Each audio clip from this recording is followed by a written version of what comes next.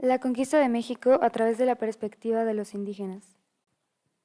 La conquista de México o del Imperio Azteca fue un proceso histórico que ocurrió entre los años de 1517 y 1521, desde la llegada de los españoles a las costas de los pueblos mayas hasta la caída de Tenochtitlan a manos de Hernán Cortés y sus aliados indígenas. Hernán Cortés desembarcó en las costas de Cozumel en febrero de 1519, siendo este el primer lugar al que arribaron. Los españoles avanzaron y se encontraron con los mayas, con quienes se enfrentan en la batalla de Cintla, donde resultan victoriosos los europeos.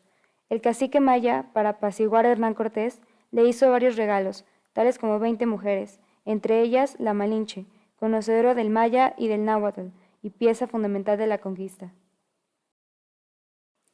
Los españoles continuaron su recorrido y llegaron a Zempoala, un gran centro comercial donde habitaban los totonacas, quienes le hicieron una descripción minuciosa a Hernán Cortés de la Gran Tenochtitlan, descripción con la cual quedaron intrigados los españoles y decidieron encontrarla. En su recorrido a Tenochtitlan, Hernán Cortés se encontró con los tlaxcaltecas, quienes se unen a él en contra de los mexicas. ¿Por qué se creó esta alianza? Los tlaxcaltecas estaban en espera de una oportunidad para progresar y esta era su oportunidad de lograr dos metas. La primera, mejorar su situación social y política en la región, al aliarse con un ejército exitoso. Y la segunda, liberarse al fin de la presión ejercida por los aliados mexicas, sus enemigos. Aunque los mexicas nunca conquistaron Tlaxcala, numerosos hombres y jóvenes tlaxcaltecas perdieron la vida combatiendo, o, si eran capturados, sacrificados en los altares de Tenochtitlan. Al unirse a los europeos, ellos les prometieron anular todos los tributos que pagaban al gran imperio mexica. Los españoles llegan a la Gran Tenochtitlan el 8 de noviembre de 1519, siendo este el primer encuentro entre Moctezuma y Hernán Cortés. Sin embargo, ambos líderes ya habían oído del otro antes. El emperador azteca sabía que había naves extranjeras en las costas de lo que hoy es Veracruz. La primera reacción del gobernante ante esta información fue enviar a emisarios con regalos para disuadir a Cortés de llegar hasta Tenochtitlan. Se cree que Moctezuma estaba convencido de que Cortés era el dios Quetzalcóatl, ya que en la década previa a la llegada de los españoles al nuevo continente se habían presentado presagios que auguraban tragedias acompañadas del regreso del dios azteca.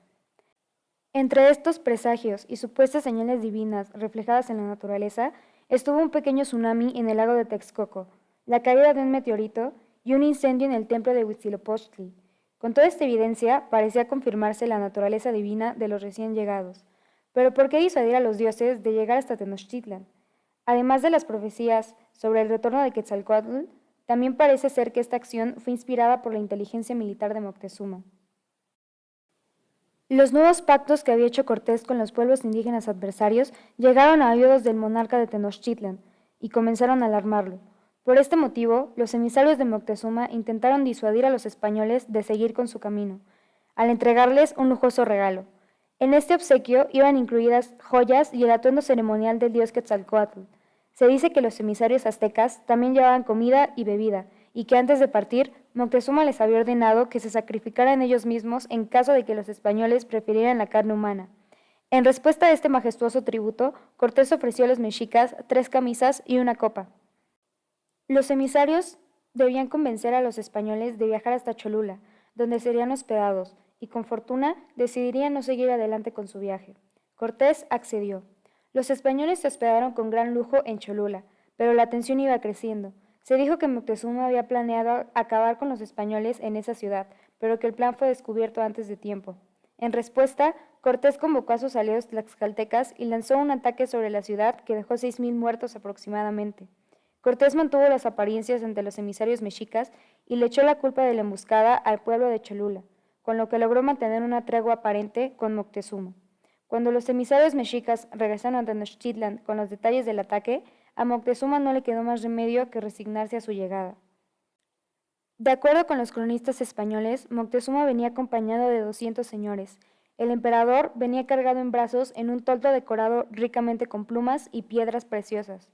Por su parte, Cortés y algunos de sus oficiales iban a caballo, lo que impresionó a los mexicas, ya que no les era familiar este animal. Los españoles iban vestidos con armaduras, traían cañones y armas de fuego, así como perros de cacería. Todos estos elementos provocaron temor y fascinación entre los mexicas. Entre los españoles había también un sacerdote y un fraile, encargados de la fase evangelizadora de la misión.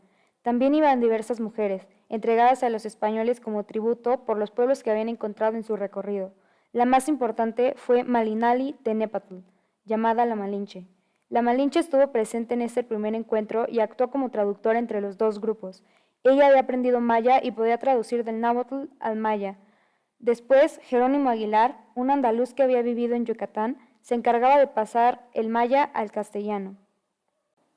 En este segundo encuentro, Cortés intentó entregarle un collar de vidrio a Moctezuma y abrazarlo, pero los acompañantes del emperador se lo impidieron. Moctezuma sí ofreció a Cortés un doble collar de conchas de caracol rojo, del que colgaban 8 camarones de oro. Tras un intercambio cordial, Moctezuma conduce a los españoles al Pallazo de Axayácatl, donde se alojarían. En aquel lugar se lleva a cabo un festín y los españoles se maravillan por el lujo de los aposentos. Una vez instalados los españoles, Moctezuma le entrega un nuevo obsequio a Cortés. Se trataba de diversas joyas de oro y plata y plumajes, además de 6,000 piezas de ropa de algodón tejidas de distintas maneras. A pesar de las riquezas que Moctezuma había entregado a los españoles, ellos deseaban obtener más oro, por lo que rápidamente convirtieron al emperador en prisionero dentro de su propio palacio.